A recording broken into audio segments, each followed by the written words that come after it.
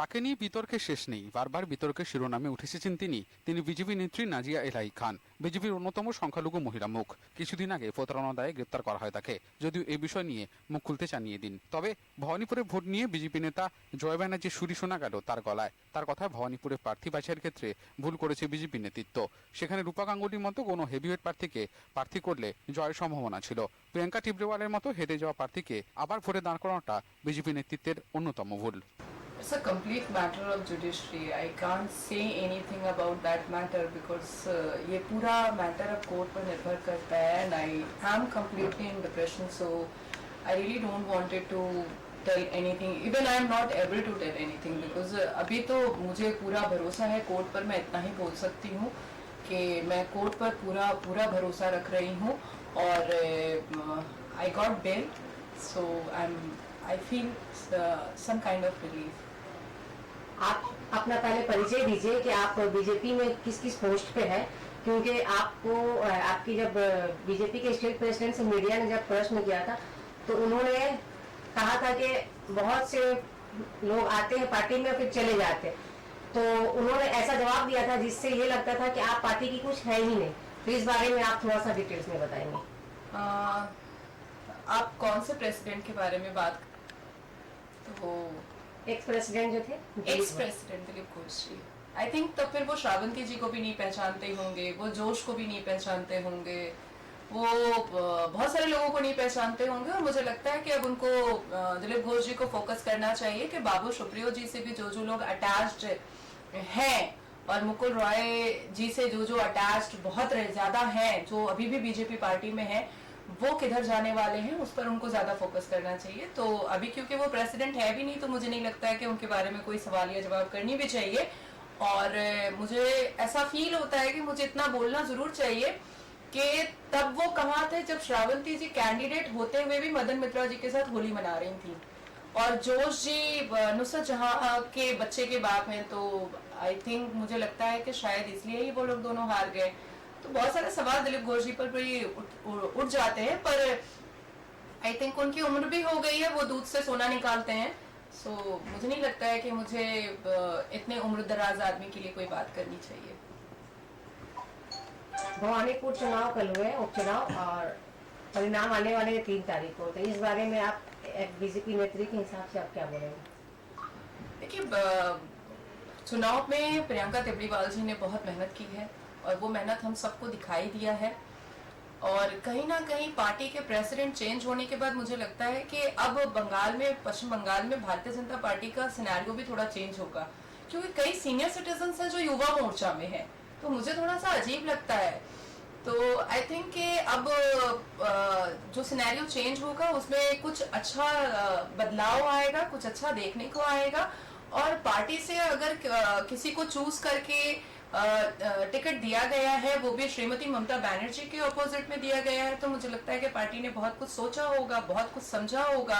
जैसे श्रावंती के लिए समझा गया था, जोश जी के लिए ही समझा गया था, वैसे ही बहुत कुछ समझा होगा। लेकिन as per my opinion this is a one sided game, this is a one sided election. 2 बार मुख्यमंत्री रही हुई ममता बनर्जी, जो बहुत ही प्रो पॉलिटिशियन है, उनके ऑपोजिट में मुझे लगता है कि किसी वेट वाले लीडर को अगर खड़ा किया जाता, जैसे श्रमिक भट्टाचार्य जी अगर खड़े होते, रूपा जी अगर खड़ी होती, लॉकेट दी अगर खड़ी होती, तो एक अलग ही सिनेरियो होता और एक अलग ही वेट होता उस सीट का। बीजेपी नेता জয় ব্যানার্জি বলেছে যে মমতা ব্যানার্জি জিতবে, কারণটা কি? मैंने I had told you earlier कि this is a one sided election, this is a complete one sided election.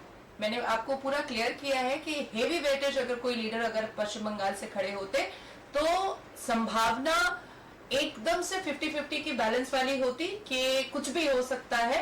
लेकिन पार्टी ने अगर चूज किया, पार्टी किसी को भी चूज करेगी, तो हमारी एक रिस्पॉन्सिबिलिटी होती है कि हम उसके लिए प्रे करें, हम उसके लिए एफर्ट लगाएं, हम उसके लिए भगवान से भी प्रार्थना करें कि वो जीत जाए, क्योंकि वो सीट हमारी ही आएगी। तो ये एक अलग बात है, लेकिन हेवी वेटेज लीडर की जरूरत थी। শুভেন্দু অধিকারীকে কেন দাঁড় করানো হলো না, তাহলে আপনি কি বলতে চাইছেন? देखिए, शुभेंदु दा ने अपनी क्षमता दिखा दी। वो उनको दीदी को उन्होंने चैलेंज किया था कि वो हराएंगे, मात्रा चाहे जो भी रही हो उन्होंने हराया और उन्होंने अपनी क्षमता दिखाई कि नंदीग्राम वो वहां से मिदनापुर से जीते।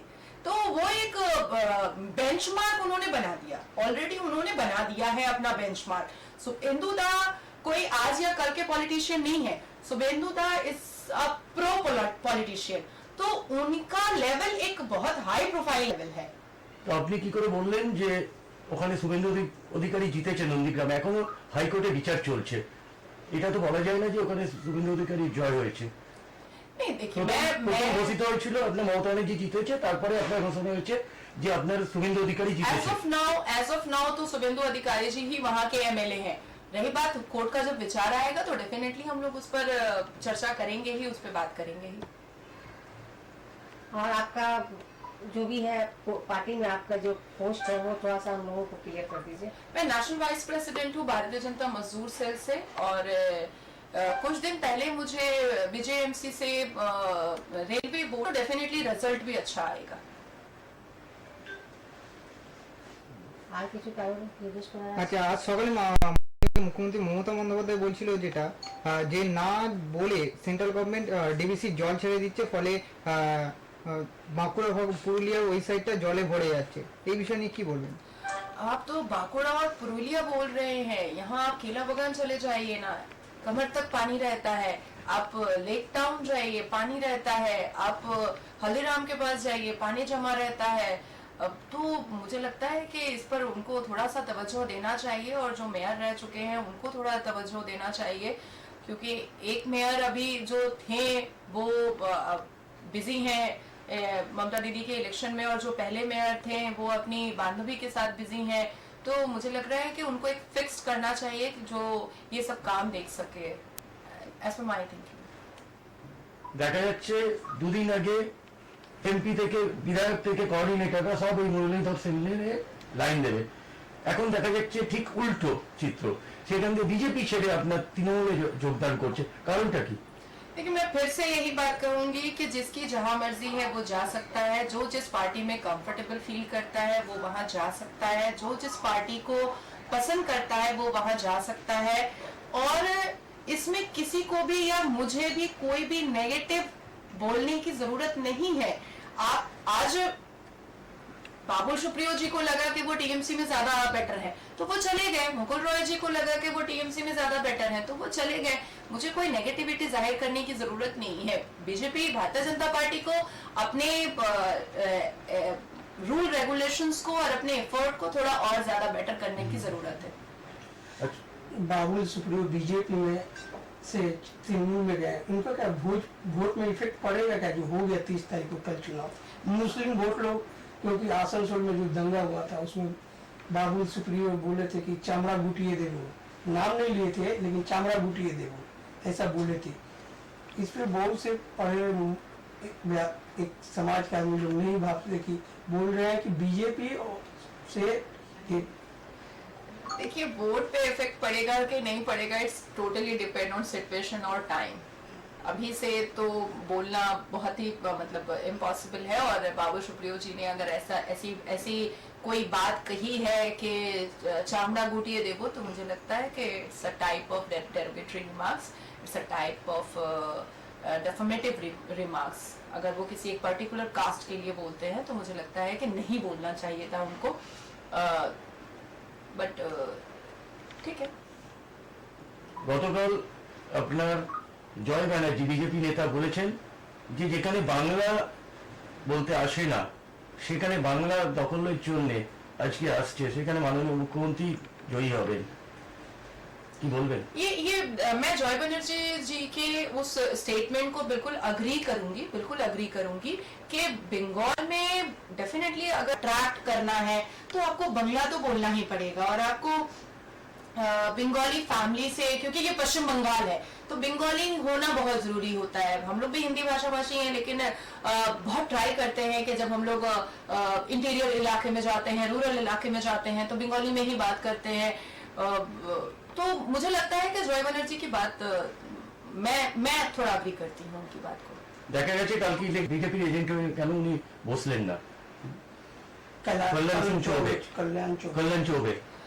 ये बहुत ही अच्छा सवाल है, लेकिन ये अगर आप बीजेपी पार्टी ऑफिस में जाकर के वहां के बड़े लीडरों से करेंगे तो मुझे ज्यादा अच्छा लगेगा, क्योंकि आई डोंट थिंक कि मुझे इस बारे में कोई जवाब भी देनी चाहिए। नहीं देखिए, आप भी एक सैनिक है, बीजेपी का एक सैनिक है, माननीय नरेंद्र मोदी जी का भक्त है, ठीक है, इसलिए आप तो थोड़ा डेफिनेटली मैं आपकी बात समझ रही हूँ, आई कम्प्लीटली अंडरस्टैंड, लेकिन कल्याण चौबे जी को ऐसी क्या जरूरत पड़ी थी जो उन्होंने ये किया है, अब ये तो पार्टी ही बता सकती है, मैं नहीं बता सकती हूँ। नहीं, कल के बोला उनका गाड़ी में हमला हुआ था। हाँ, वो मैंने न्यूज में देखा है। इसमें जब विधानसभा इलेक्शन में वो खड़े हुए थे तब भी उनके ऊपर काफी हमला हुआ है, काउंटिंग के बाद उनके ऊपर हाथ भी उठाया गया था। तो एक बहुत ही वेल एजुकेटेड आदमी है, स्पोर्ट्स फील्ड से आ रहे हैं और एक बहुत ही रिस्पेक्टेड घर के इंसान है, बहुत मतलब बैलेंस टाइप के इंसान है, लेकिन सडनली उनको एक अलग पार्टी में जाकर के इलेक्शन एजेंट बनना पड़ा या उनको कैंडिडेट बनना पड़ा। वो क्यों बनना पड़ा, वो उन्होंने क्यों किया, हमला होना वो पुलिस देखेगी और कोर्ट देखेगा, लेकिन ये सब क्यों किया उन्होंने, ये पार्टी बता सकती है। कल ये भी देखा जाएगा, कल कल्याण जी का जो एजेंट था इलेक्शन का, वो कल हमला किया था, उसको पुलिस पकड़ के लेके गया, उसके बारे में क्या बोलना चाहिए।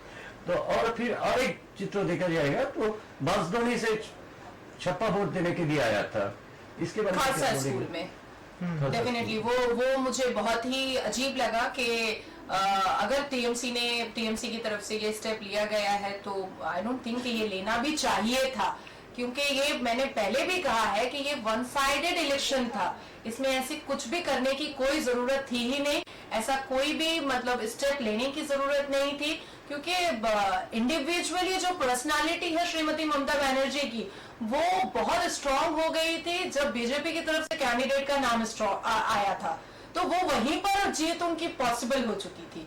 तो आई डोंट थिंक कि खालसा स्कूल में जो भी हुआ है वो करने की भी जरूरत थी। Bureau report, channel 10।